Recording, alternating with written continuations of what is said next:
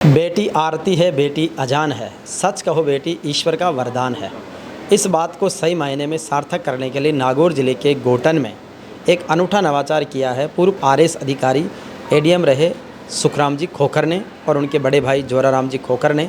आपने अपने पिताजी चौधरी मंदरूप बा फाउंडेशन के माध्यम से मेड़ता पंचायत समिति क्षेत्र की और गोटन कस्बे की सभी स्कूलों की कक्षा 6 से लेकर 12वीं तक की बालिकाओं को नकद पुरस्कार से नवाजा है। लगभग 2.5 से 3 लाख रुपए का नकद पुरस्कार दिया गया है और इस अवसर पर जोधपुर में बन रहे बालिका छात्रावास के लिए भी 2,01,000 रुपये की राशि समर्पित की गई है। कार्यक्रम में नागौर के जिला कलेक्टर डॉक्टर पीयूष समारिया समेत अनेक गणमान्य जन आए। कलेक्टर ने बच्चों से संवाद किया, मोटिवेट किया और आगे बढ़ने की प्रेरणा दी। सबसे बड़ी खास बात इस अवसर पर यह रही कि चौधरी मंदरूप बा की 4 बेटियों ने स्वागत गीत के रूप में एक बहुत सुंदर भजन गाया, जिसमें मंदरूप बा की कार्यशैली, उनका परिचय और उस परम पिता परमेश्वर की सत्ता का एहसास भी कराया। साथ ही बेटियों की क्या महत्ता है इस बात को भी इन्होंने बहुत सुंदर तरीके से गाया।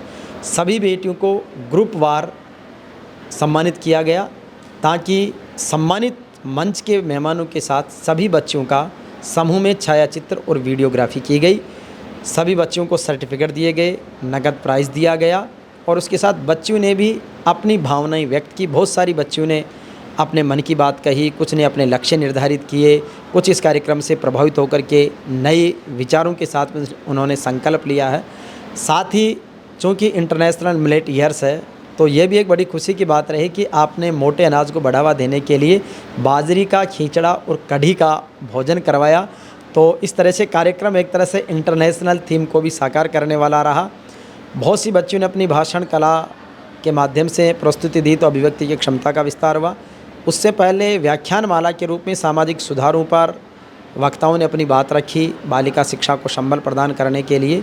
और सबसे बड़ी बात जो है वो ये रही कि बालिका शिक्षा संबल के तहत उन सभी बालिकाओं को लगातार आगे प्रोत्साहित करने के लिए समय समय पर कार्यक्रम करने का संकल्प भी लिया गया। मैं चाहूँगा कि इस कार्यक्रम के मूल सूत्र में जिनकी भावना रही है और जिनकी योजना रही है वो किस तरीके से साकार हुई, किस तरीके से विचार आया, ऐसे एडीएम सुखराम जी खोखर साहब से निवेदन करूँगा। सर, सबसे पहले तो आज के कार्यक्रम की सफलता की बधाई। Thank you. नमस्कार साथियों।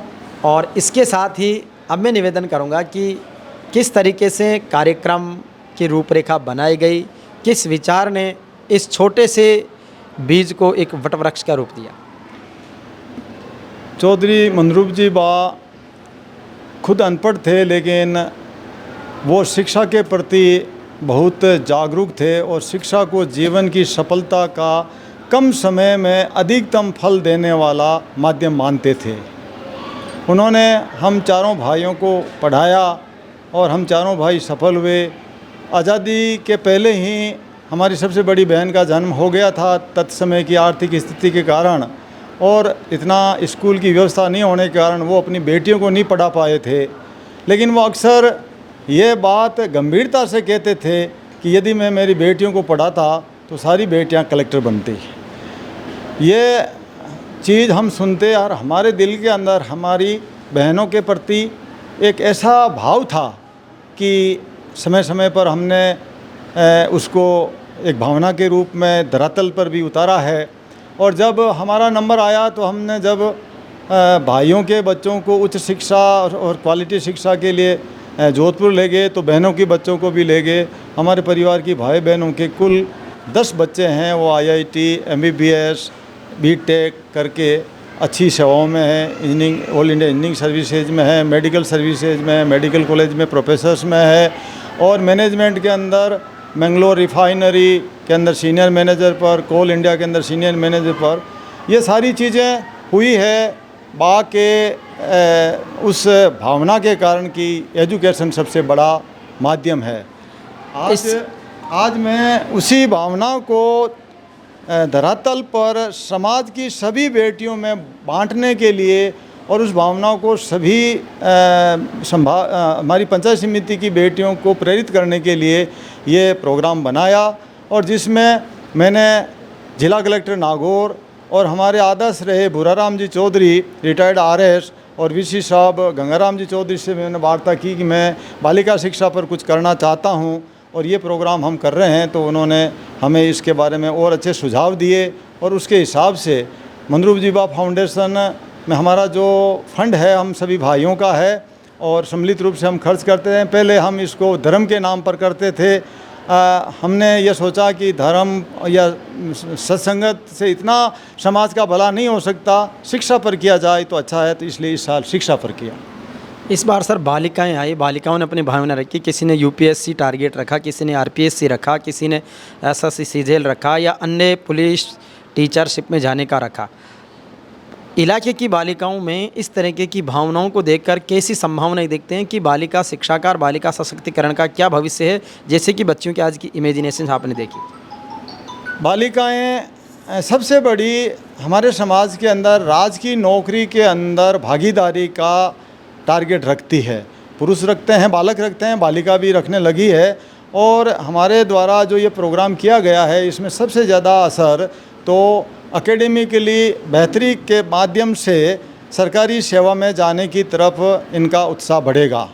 वैसे शिक्षा एक सर्वांगीण व्यक्तित्व के सर्वांगीण विकास का माध्यम है, लेकिन धीरे धीरे करके उस ओर बढ़ा भी जाएगा। सर आज एक नवाचार जो जनरली जो भी इस जलसे समारोह होते हैं तो उसकी शुरुआत में या तो बच्चों का या प्रोफेशनल आर्टिस्ट का जो सांस्कृतिक कार्यक्रम होता है, लेकिन आपने एक अनूठा नवाचार, ये एक प्रेरणा थी, ये संस्कार थे मौखिक परंपरा के तहत जो कबीर साहिब के मंदरू बाकी जो भजन गाए गए, वो किस तरीके का भाव था, किस रूप में उनको जब प्रस्तुत किया तो उसका अनुभव? मंदरूप जी बा के ऊपर कबीर साहब का एक भजन था जिसमें मेरे मंदरूप जी बा के कर्तृत्व व्यक्तित्व को उसमें पिरोते हुए मेरे द्वारा एक भजन बनाया गया। मंदरूप जी बा हमारे जीवन के हर कार्य में बहुत बड़े प्रेरक रहे हैं और उनकी स्तुति के रूप में, और वो हमें आगे और उसी तरह से प्रेरित करते रहे। और उस थीम को लेकर के बाकी बेटियों ने ही वो भजन गाया। और मेरा ये मानना है कि भजन के लिए हमें किसी माध्यम की ज़रूरत नहीं है, भजन व्यक्ति स्वयं करे। ईश्वर से भजन के माध्यम से व्यक्ति स्वयं जुड़े, उसका आध्यात्म के रूप से स्वयं, इसमें किसी भी मंदिर, मस्जिद, चर्च या गुरुद्वारे की आवश्यकता नहीं होती है। दूसरा सर, साथ ही इस कार्यक्रम में जिस तरीके से आपने इंटरनेशनल मिलेट्स ईयर की थीम को साकार किया, तो वो विचार कैसे आया कि आपने इंटरनेशनल मिलेट्स ईयर्स को इसमें क्रियान्वित किया?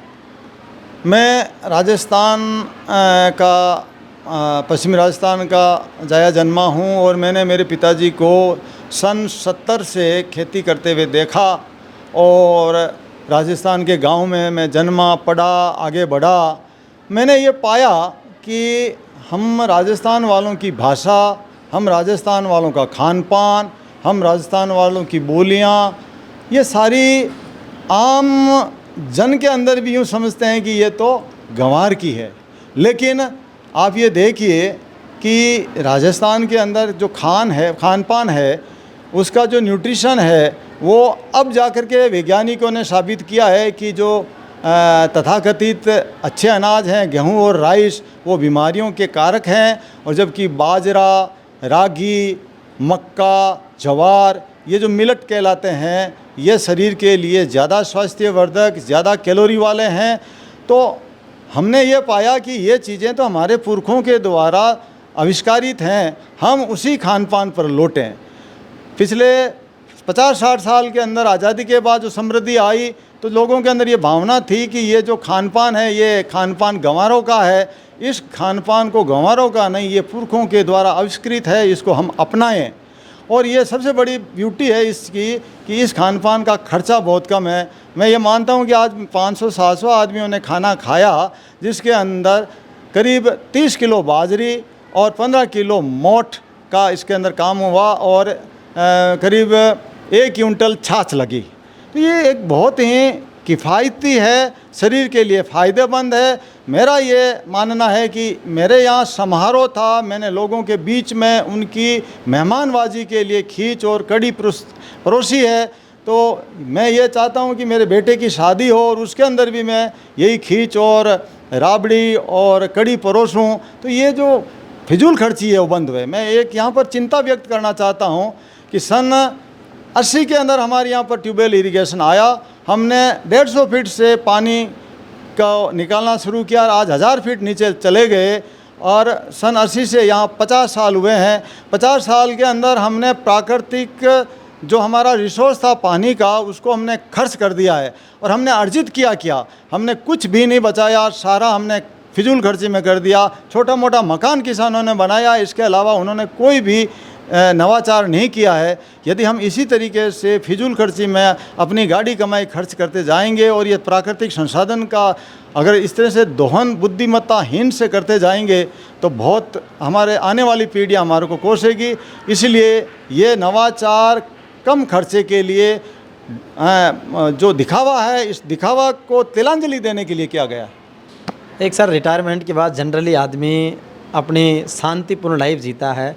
आप तो रिटायरमेंट के बाद ज़्यादा बिजी हो गए, कभी नाडी खुदवा रहे हैं, कभी तालाब खुदवा रहे हैं, कभी हॉस्टल बनवा रहे हैं, कभी बच्चियों को पढ़ा रहे हैं। तो प्रशासनिक सेवा में रहते हुए इस चीज़ को आपने अनुभव भी किया और आप जहाँ भी पदस्थापित रहे वहाँ पर भी आपने बच्चियों की शिक्षा के लिए या जन सरोकारों के लिए सदैव अग्रणी रहे, लेकिन सेवानिवृत्ति के बाद भी वो सिलसिला जारी है। ये कर्मशीलता का क्या राज है? देखो, मैंने कहा कि सन 70 से मेरे जो पिताजी हैं वो मेरे आदर्श रहे हैं। वो मध्यम मार्गी थे, बहुत ज़्यादा महत्वाकांक्षी नहीं थे, स्वयं खेती करते थे, निश्चित 7-8 घंटे काम करते थे, साफ़ सुथरे रहते थे, भजन वाणी भी करते थे। तो उनसे मैंने कर्म करना सीखा और मेरी नौकरी के अंदर भी मैंने दृढ़ता से काम किया। और नौकरी से सेवानिवृत्त होने के बाद में मेरी जो क्षमता थी, कुछ पैसा भी मेरे ग्रेजुएटी मिली, मुझे पेंशन भी मिल रही है, खूब सारे पैसे भी मिले हैं। तो मैंने समाज सेवा में कुछ खर्च करना का ध्येय बनाया। मेरा ये मानना है कि समाज से हम, मेरी उम्र 62 साल की होगी, इन 62 साल में इनडायरेक्टली समाज से मुझे बहुत बेनिफिट मिला है। ये यूँ सीधा भौतिक रूप से दिखता नहीं है, लेकिन अप्रत्यक्ष रूप से बहुत बड़ा फ़ायदा समाज से मुझे मिला है। तो मेरा दायित्व है कि मैं समाज को वापस दूं और इस नाते मैंने समाज को कुछ वापस देने के लिए ये काम किए हैं रिटायरमेंट के बाद में। एक बात गाँवों के अंदर, गाँवों में पिछले 50 साल में काफ़ी ह्रास हुआ है सोच के अंदर। तो जब मैंने काम शुरू किया तो गांव के अंदर कुछ लोगों ने सोचा कि ये सरपंच बनने के लिए कर रहा है। फिर उनको क्लियर हुआ कि यार सरपंच तो इसके लिए कोई पर्याप्त नहीं है। तो फिर उन्होंने कहा ये एमएलए बनने के लिए कर रहा। तो लगा कि एमएलए तो यहाँ रिजर्व सीट है, तो कह रहा कि सांसद बनने के लिए कर रहा है। लेकिन धीरे धीरे लोगों को ये समझ में आया कि इसका कोई भी राजनीतिक उद्देश्य नहीं है, समाज सेवा करना इंसान का धर्म है, कर्तव्य इस नाते करता हूँ। मैं 1 साल ग्रामोत्थान के अंदर गया, निःशुल्क सेवाएँ दी। मेरी 62 साल की उम्र है। भारत के आम नागरिक की 80 साल की एवरेज औसत आयु है। 80 साल में यदि 1 साल आदमी निःशुल्क समाज के लिए करता है तो ये कोई बहुत बड़ा त्याग नहीं है, एक मामूली त्याग है। हर इंसान को मैं ये कहना चाहता हूँ आपके माध्यम से, हर इंसान को अपने जीवन का कम से कम 1 या 2 साल समाज के लिए निःशुल्क सेवा में करें और अपने घर में जो भी काम है उस काम में मन लगा करके आनंद लेकर करें। मैं मेरे घर का काम किसान के रूप में आनंद लेकर करता हूं। शाम को मुझे बड़ी गहरी नींद आती है।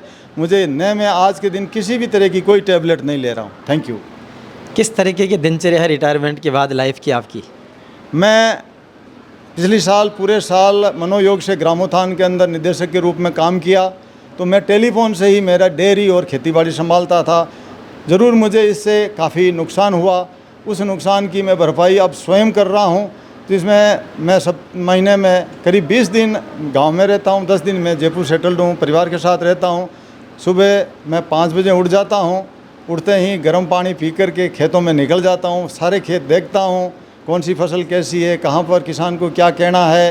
गायों को देखता हूं, कौन सी गाय क्या दूध देती। बड़े साइंटिफिक तरीके से रजिस्टर बनाए हुए हैं, कौन सी गाय पूरे मिल्चिंग पीरियड में कितना दूध दिया, कितनी बार बीमार हुई। इस तरह से मैं बहुत ही मन लगा करके ये काम कर रहा हूँ। और इन सब कामों में मेरा जो नेट जो विशुद्ध लाभ है वो बिल्कुल नॉमिनल है। मैं ये मानता हूँ कि मेरे यहाँ पर 5-6 डेयरी में आदमी काम करते हैं और खेती के अंदर 4 परिवार काम करते हैं। मेरा कुल लाभ इन सब के वेतन के बराबर भी नहीं है, जबकि मैंने मेरे पिताजी की पैतृक संपत्ति, जिसका ऊपर मेरा फार्म हाउस है, करोड़ों रुपए की ये संपत्ति है, उनके टाइम की ये ट्यूबवेलें और बोरिंग बनी हुई है, कुछ संपत्ति अलग से भी बनाई हुई है। लेकिन मेरा उद्देश्य है लोगों को रोज़गार मिले, मेरे को कम बचता है तो भी मैं उससे संतुष्ट हूँ, लोगों के हित में ही मेरा हित है। ग्रामोत्थान विद्यापीठ की बात आई सर, लंबे समय बाद फिर से आपने रिवाइवल किया, जैसा कलेक्टर ने कहा। ग्रामोत्थान विद्यापीठ की जो संचालन आपने किया एज ए निदेशक के नाते, किस तरीके का अनुभव रहा और किस दिशा में संस्थान आगे जाना चाहिए? मैंने वहाँ पर मुझे वहाँ बुलाया गया और कहा कि आप इस संस्था के चेयरमैन बनकर के इसको संभालो। मैंने संस्था का अध्ययन किया और देखा, फिर मैंने सोचा चेयरमैन अकेला कुछ नहीं कर सकता, तो जसाराम जी को मैंने कहा चेयरमैन तो आप ही रहो, तो उन्होंने कहा आप निदेशक बन जाओ। निदेशक एक कर्मचारी होता है, एज ए कर्मचारी वहाँ के अधिकारी के रूप में मैंने वहाँ निःशुल्क काम किया और एक एक चीज़ को समझा और उस चीज़ को सुधार कैसे किया जा सकता है उसको मौके पर इम्प्लीमेंट किया। मैं वहाँ की पूरी फैकल्टी को, वहाँ के विद्यार्थियों को और विद्यार्थियों के पेरेंट्स को, अभिभावकों को धन्यवाद दूंगा कि पूरे लोग मनोयोग से मेरे साथ जुटे और अच्छे परिणाम निकले। और आज संस्था के जो पैटर्न है, जो पिछले 5 साल में शायद एक बार भी वो संस्था में नहीं आए होंगे, लेकिन मेरे 1 साल में वहाँ पर कार्य करने के बाद में अब वो मैंने सुना है कि सप्ताह में 5 दिन आकर के उसको संभालते हैं। उन्होंने भी इस चीज़ को अपना एक ध्येय बनाया है कि अगर खोखर ने 1 साल रह करके इतना काम करके इसको रिवाइवल किया है और ये यदि वापस पुणे नीचे चली जाती है तो ये हमारे लिए बहुत ही शर्मनाक बात होगी। मुझे पूरा विश्वास है कि के राम साहब उस चीज़ को गंभीरता से, जो सुधार के कदम उठाए गए हैं उनको आगे बढ़ाएंगे और मेरा पूरा विश्वास है ग्रामोत्थान नागौर शहर का एक अग्रणी संस्थान के रूप में विकसित होगा। हाँ सर, मारवाड़ जाट महासभा के अध्यक्ष गंगाराम जी जाखड़, सचिव भूराराम जी भी आए, जो इनको आप आदर्श मानते हैं। बालिका शिक्षा के लिए उनकी 1 लाख रुपए की अपेक्षा थी, आपने 1.5 गुना किया, भाई साहब ने फिर 2 गुना किया। देने का अपना एक आनंद होता है और अगर वो एजुकेशन के लिए चैरिटी हो तो उसकी कितनी खुशी है। बिल्कुल, मेरा ये मानना है कि यदि किसी भी पवित्र काम को करने वाले लोगों का तरीका पारदर्शी हो तो उसमें योगदान देने वालों की कोई कमी नहीं है। मैं गंगाराम जी सर को, जब मैं इंजीनियरिंग कॉलेज में पढ़ता था, सन 79 में एडमिशन हुआ था तब से, और भूराराम जी सर को मैं सन 85 से जानता हूँ, जब ये RS में आए थे तो। और इनके साथ में जुड़े हुए भंवर जी काला और हमारे चेनाराम जी जो प्रोफेसर हैं, डीन हैं, इनकी जो विश्वसनीयता है वो 24 कैरेट हैं, ये डायमंड लोग हैं। और इनका जो उद्देश्य है बालिका शिक्षा, इससे बेहतरीन उद्देश्य ग्रामीण बालिका की शिक्षा, उसका संरक्षण और शहर में बेहतरीन शिक्षा का अवसर देना, इससे बड़ा काम कोई हो नहीं सकता। जो उद्देश्य सबसे बड़ा पवित्र, और जो ये करने वाले लोग हैं पारदर्शिता के हिसाब से और मौके पर क्रियान्वयन करने में इनकी इच्छा शक्ति और अनुभव लाजवाब है। तो ये जो अपेक्षा ये करते हैं उनसे डबल तो मामूली बात है। इसके साथ ही सर, जिला कलेक्टर आप जब ग्रामोत्थान विद्यापीठ में तब भी आए, उनके साथ आपने काम भी किया। आज भी वो एक छोटे से आग्रह पर गांव में घर पे पधारे हैं। किस रूप में देखते हैं ज़िले के आज की तारीख में जिला कलेक्टरशिप को और ज़िले में उनके नवाचारों को? मैंने पीयूष समारिया साहब के साथ में ब्यावर में एज ए नगर परिषद कमिश्नर काम किया था। तब वो वहाँ के उपखंड अधिकारी थे और बहुत ही धीर गंभीर आदमी। हमारा काम नगर परिषद के अंदर सरकारी संपत्ति पर अतिक्रमण हटाने का सबसे महत्वपूर्ण काम था। ऐसे में कई बार भीड़ आ जाती है, आक्रमण कर देती है। मैंने उनको देखा, एक टेलीफोन के कॉल पर वो स्वयं पूरी ब्यावर की फोर्स लेकर के उपस्थित हो जाते थे। और हमारा बड़ा वहाँ पर 1-2 बार में हमने जब ये जलवा दिखाया तो फिर उसके बाद में हमें पुलिस की भी ज़रूरत नहीं पड़ी। मेरी कार्यशैली से उनको विश्वास हुआ कि खोखर अच्छा काम कर रहे हैं। फिर आज सौभाग्य रहा कि इनका पदस्थापन नागौर ज़िले के अंदर है। आज इनको करीब 2 साल होने वाले हैं। मैं कभी भी व्यक्तिगत कार्य से इनको कभी भी नहीं मिला। मैं वहाँ ग्रामोत्थान था तो सिर्फ ग्रामोत्थान के उत्थान के लिए ही उनसे मिला। और मैंने ये निवेदन किया तो कहा कि आपका काम समाज सेवा का है, मैं ज़रूर आऊँगा। वो आए और उनके कहने पर इस कार्यक्रम का थोड़ा सा आयाम है वो बढ़ाया हमने, और उन्होंने समय की पाबंदी रखते हुए लगभग 2 घंटे का समय दिया। ये बालिका शिक्षा संबल के लिए बहुत बड़ा योगदान है। और इस तरह के एक नए अधिकारी, ये कोई प्रमोटी नहीं है, बूढ़े नहीं है, जवान आदमी होकर के बालिकाओं की शिक्षा के लिए इतना समय दिया है, ये अधिकारी पूरी राजस्थान सरकार के लिए और पूरे समाज के लिए एक बहुत बड़ी हमारे लिए बड़ी धरोहर है, और आगे जा कर के ये अच्छा काम करेंगे। आज ज़िले के अंदर पूरी शांति है, किसी तरह की कोई डिस्टर्बेंस नहीं है, कानून व्यवस्था सुरक्षित है, और सारे अधिकारी कानून के हिसाब से काम कर रहे हैं। आज के आए हुए तमाम बालिकाओं को, अभिभावकों को, आपके घड़ाइत अपनाइत के जितने भी लोग आए हैं, उनके लिए आभार।